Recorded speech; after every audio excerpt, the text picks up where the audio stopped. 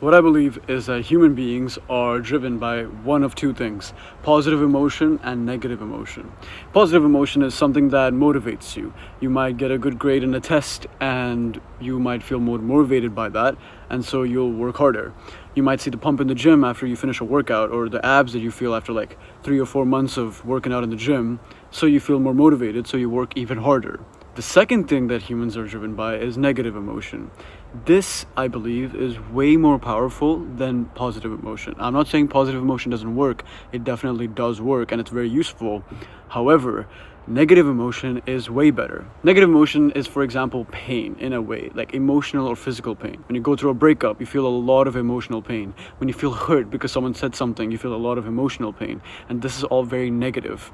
You might have a couple insecurities whenever you look at yourself in the mirror, or you feel like, oh, I'm not smart enough, or I don't get enough grades, or I can't lift this heavy in the gym, or I look, my biceps is really small or something. You have some insecurity, either physical or mental, where you have a lot of pain in your body. And now why I believe this is way more useful to use than positive emotion is because if you've known anybody who's gone through a breakup, trust me, if I give you this one example, you will know. If either you or somebody has gone through a breakup, like a really bad breakup, because they love this girl, they put so much effort into this girl, and then after a while they break up for whatever reason, and they go through this huge phase of improving their life and like, oh yeah, I'm gonna make her regret and everything, and they go to the gym, they're consistent, they eat protein, they eat high calories, and they gain a lot of muscle, they lose their fat, they get good grades. Why is it that after you break up with that girl or that guy, you gain this energy to start fixing your life and getting better? Because you gain the negative energy, you feel that pain. Now the problem with daily average people is that they feel both positive and negative energy. It's just that you need a high, you need one of the two extremes in order to want to change your life. There's a lot of people who kind of don't have a good life. They have a nice, okay, respectable life. They go to school, they go to work, they come back, they watch some videos, they might go to the gym, maybe they won't. They'll eat something, they won't check what they're eating. So they have this like mixed life to where they don't really know if it's like positive or negative. They're kind of in this gray zone, and this gray zone is the most dangerous zone you can be in, because if you're in the positive side and you feel like, okay, you have a lot of motivation, stuff is happening in your life, you'll want to improve. You'll feel like, okay, yeah, I'm going to the gym, I see the results, so I'm going to work harder so I can get more results. If you're on the negative side and you feel a lot of pain, you want to change your life. You're like, you know what, my arms are kind of small, I hate it, I'm kind of insecure, so for the next 2 weeks I'm going to train harder in the gym, hit more sets on my arms, more bicep curls, more tricep extensions, all that.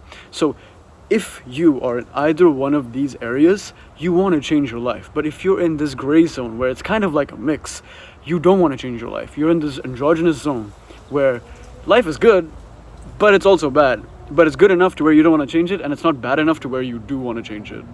And that's what happens when someone gets a lot of money, or they get a really good sale, or they see their progress in the gym. They just want to get better, so they're on this extreme. And if someone goes through a breakup, or they just lost their job, or someone really hurt them, they're like, yeah, I'll show them, and they get a lot of negative energy to use in improving their life. Now, how do you get more negative energy? Because all the videos online that you watch, that I make and other people make, it's all about how to get positive energy, how to do this, how to do that, how to get bigger muscles, how to get this person, how to be more social. All of these things focus on the positive. Now, how can I give you advice on becoming more negative for your own benefit? And that's simply to figure out what hurts you, what doesn't satisfy you in life. Just think about the things in life that you have, that the people you talk to, the goals you have, the stuff you want, that you're not satisfied with. Because it's not necessarily negative, but it is bad energy, as in you want to fix it, as it's a pain that you want to solve. An example of this could be, look at your physique, and are you proud of your physique? If you look in the mirror right now, just ask yourself, are you proud of this physique? You might be proud, but do you want to improve it? Is there something you want to improve? For example, I want to improve the size of my chest and my arms. Like, even though I would say I built a good amount of muscle, I just want to increase the size of my arms because I'm not satisfied with it, and I want to increase the size of my chest because I'm not satisfied with it. And that's my pain point. So now I have some negative energy that I can use in the gym. And so when I'm training hard in the gym, I'm pushing harder because I know that, I don't want any small chest, I don't want no small arms, so I push harder. I have some reason to push harder. If I didn't even think of this, and maybe my arms are small and I'm thinking about it, but I didn't deliberately think about it, in the gym I'm just gonna push hard, but I'm not gonna push hard enough to where something changes. I don't want that pain to go away. But once I made that pain clear that, okay, I don't like the fact that my arms are this small compared to what I want it to be, so I'll push harder. And you can do this for anything. If it's studying, are you satisfied with your grades? Are you satisfied with the constant B, a constant A? Are you satisfied with the grades you're getting, the marks you're getting? Because if you're not, then use that as a pain point. You don't have to cry about it. You're not like, oh, I'm okay with 60%, I'm okay with 70%. Are you really? You do know you have a lot more potential than 60 or 70. So you can clearly get more. You just don't want to, because you don't want to say it to your face. You don't want to put a mirror in front of your face and be like, hey, I could get more, because you have to put effort. But if you truly want to improve your grades, use that negative energy. Don't just motivate yourself and be all cute like, oh yeah, 60% is okay, 70% is okay, I can do it, I believe in myself. Those are all good, right? Those are all on the positive side. But why I believe negative is so good is because you actually want to fight. We humans are built to fight things. Whenever you have a conflict between you and your own friend, you want to fight that conflict so you and your friend have a better relationship. Whenever you're fighting with your husband or wife or girlfriend or boyfriend, you fight that fight so that something fixes. You study harder so that you feel that pain go away. You feel that pain of failing or getting lower grades go away. You train hard in the gym so you can see the fat on your body go away or muscle on your body get up. And this creates a lot of drive in your life. If you feel like you're directionless and you don't have a purpose, or you don't have a mission, or you don't have a goal in life and you're just kind of cruising, it's because you don't have something to fight, right? Positive energy is really good. Positive energy is nice and cute and it works. But we all need a level of negative energy. And I'm not saying be a negative person. Don't be stupid. I'm saying find something that you're dissatisfied in life, that you can improve, that just doesn't make you happy, so that you can fight it. Don't focus on it, just know that you can fix it. Everybody has the potential to fix every single one of their problems. You don't have money, if you work hard enough, you will get a job, but you're gonna have to wanna work hard enough.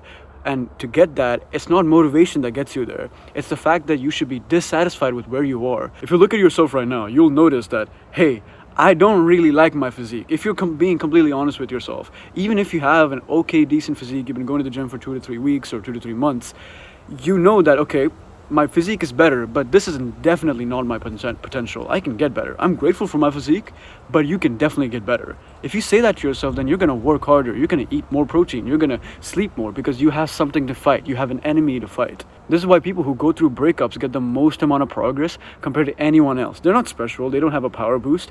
It's just that now they have a reason to fight. They're fighting this pain. They're fighting like, oh yeah, I'll show her or I'll show him. Fuck them. They broke up with me because blah, blah, blah, blah, blah. And, I'll show them. I'll push harder in the gym. I'll study harder. But little do they know, they're using that negative energy as an enemy. And that's why they're much further than you. You've heard those reels and like TikToks that are like, oh yeah, I met this girl and she might be okay. And even if I break up with her, it's character development experience. That's basically what they're trying to say. If you break up with this girl, you're gonna get character development experience as in negative energy to be used in workouts or in the gym. And this is the key to actually having direction in life. I said this earlier, I'm going to say it again. If you don't feel like you have direction in life, you feel like you're just cruising, even if you're improving your life, you're going to the gym, you're studying harder, there's something missing. And what's missing is that direction, that purpose, that reason to fight. You need to have like an enemy that you can fight, and it doesn't have to be a person. It could just be yourself. It could literally be an insecurity you have that you want to kill. Why don't you want to kill your own insecurities? There's no reason you shouldn't, right? If you're insecure about your body, go kill that insecurity by working harder and using that negative energy to fight it. If you don't like your grades and you think you're stupid academically, that's nobody's fault but yourself. You should use that negative energy, and instead of crying about it, go and work hard, study harder, study longer, get better grades, and see where you can go. The most dangerous spot to be is not in positive or negative. It's this androgynous zone where you don't know that you need to improve your life. It's good enough to where, you do your tasks, you do your work, you go to the gym sometimes, and you eat enough protein, but there's something missing, but you don't want to change because you're too close to the positive to where it's a good life, but you're too close to the negative to where you're not too far in to want to change your life. You want to force yourself into the negative so that you can force yourself back to the positive. Because if you're here, trust me, you won't change. If you like this video and you want to see more, click my face down there. If I remember to upload a video, there will be a video. If not, bye-bye.